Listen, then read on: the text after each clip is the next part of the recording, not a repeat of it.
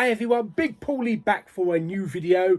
Yes, it's the next episode of my Road to Skywalker series, where I watch all 8 episodes of Star Wars and also Rogue One and Solo and give you my verdict on them, tell you what I think, tell you what I don't like about them, what I do like about them, and just have a bit of fun. Have a bit of fun as we count down the days to probably the last ever Star Wars film on the big screen, at least for the next couple of years. Fantastic. So watch episode is next in line. It's episode 3, Revenge of the Sith. Yes, we've gone all purple around the room. It seems only fitting, as this is the episode that features heavily Mace Windu. Yes. So what are we going to expect in episode 3, Revenge of the Sith? Some more wooden acting, lots of droid action, Padme crying, the Emperor fighting Yoda, lots of lava, and a finale that will have you on the edge of your seat. The biggest lightsaber battle between Obi-Wan and Anakin, or Darth Anakin, I think that's what we call him. Yes, right. So let's get the disc out, the old Revenge of the Sith, put it in the player, and let's start with episode 3, Revenge of the Sith.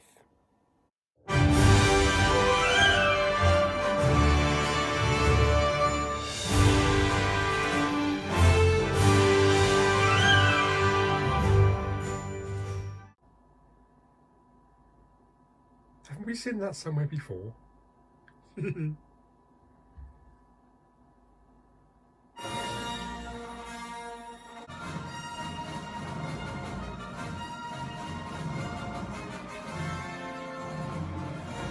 Okay, so there were some good points in The Phantom Menace.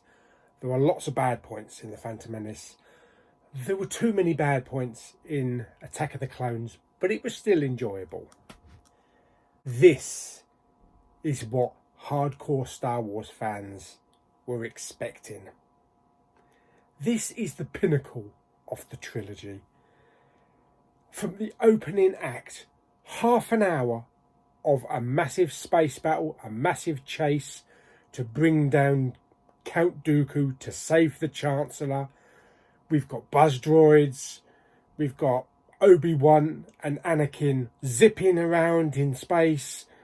We got a desperate rescue attempt on board one of their cruisers, battle droids. We got R2 up to his comical self by setting some droids on fire, and the familiar sight of Palpatine sitting in a nice comfortable throne chair. Yes, just as he likes it.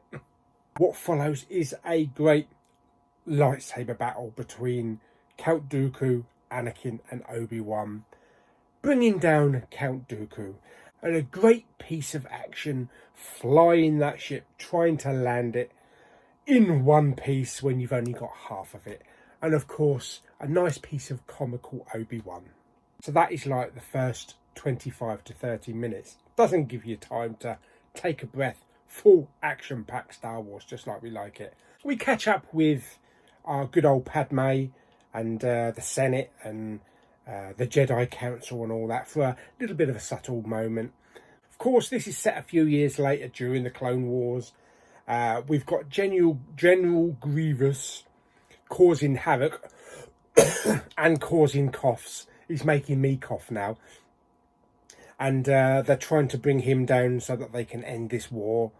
You also have good old Chancellor Palpatine refusing to give his spot up as Chancellor, even though the war's coming to an end.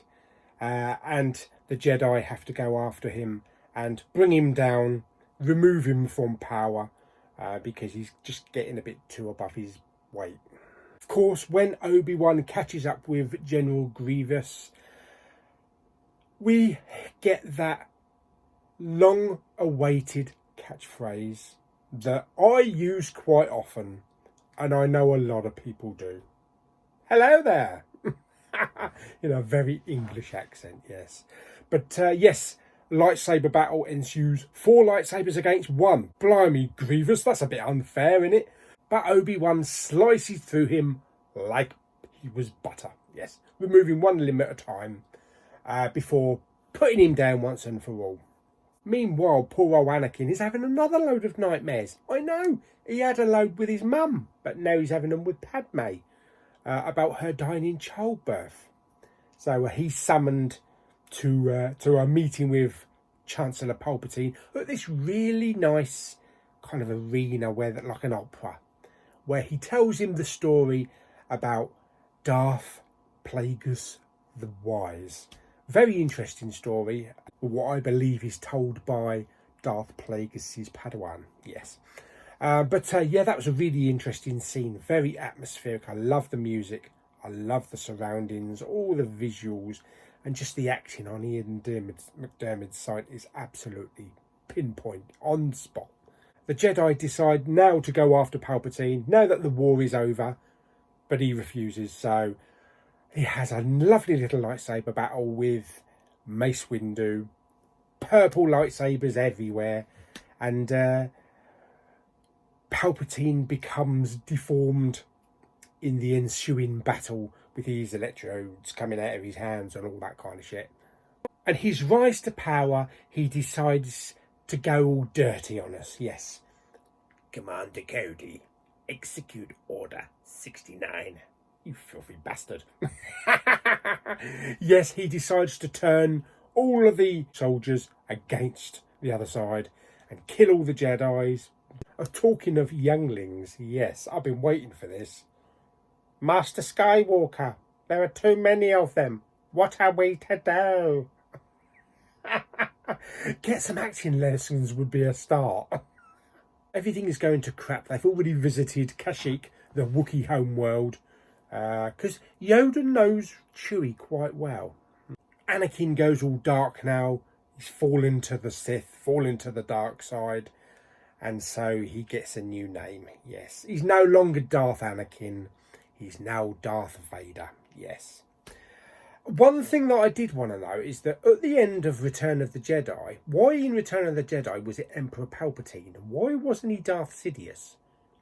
That's probably another story. So yes, Darth Sidious sends Darth Vader, or Darth Anakin, off now to Mustafar. Mustafar.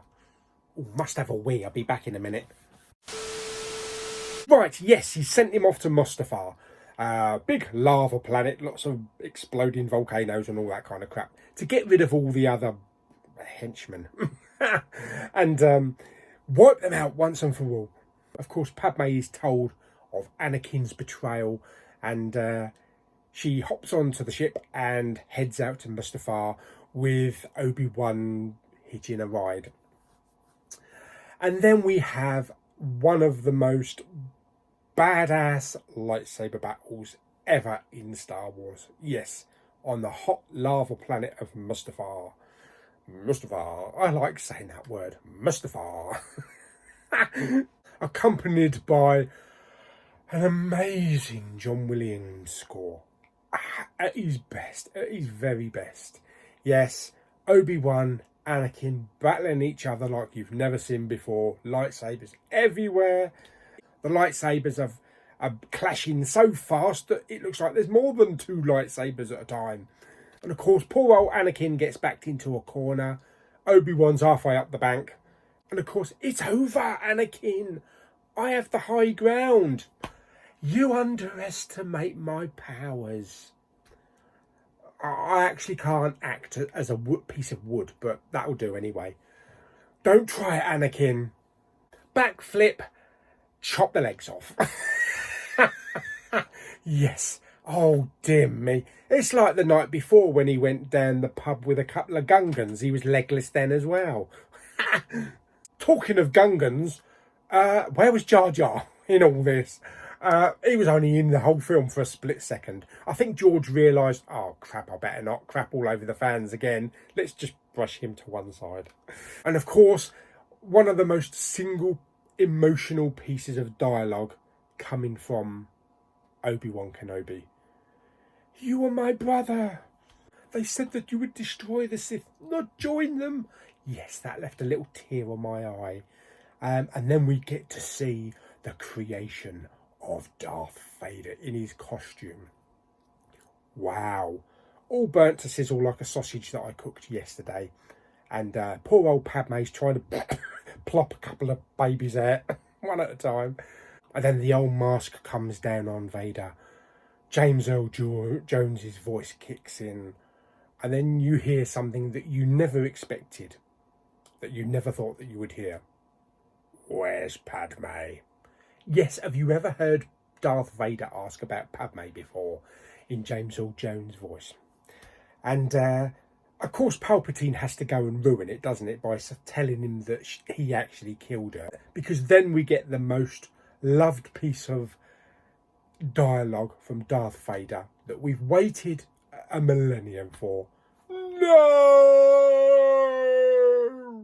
And then they all go off on their separate ways.